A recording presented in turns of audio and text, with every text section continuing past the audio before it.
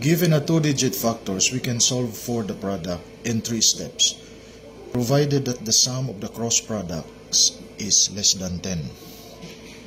For instance, we have 11 times 11. The cross product is 1 plus 1 is 2. So this is less than 10.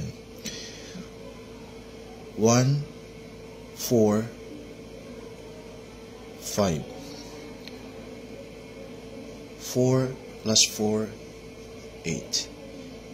2 plus 0 is 2.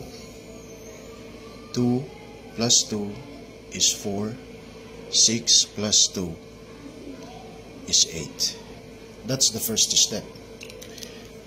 The second step is multiply the ones. We have 1 times 1 is 1.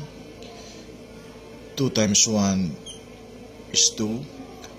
1 times 0 is 0. 3 times 1 is 3. 2 times 1 is 2. 2 times 2 is 4. Finally, we multiply the tens digits. 1 times 2 is 2. 2 times 1 is 2. 2 times 2 is 4. 2 times 1 is 2.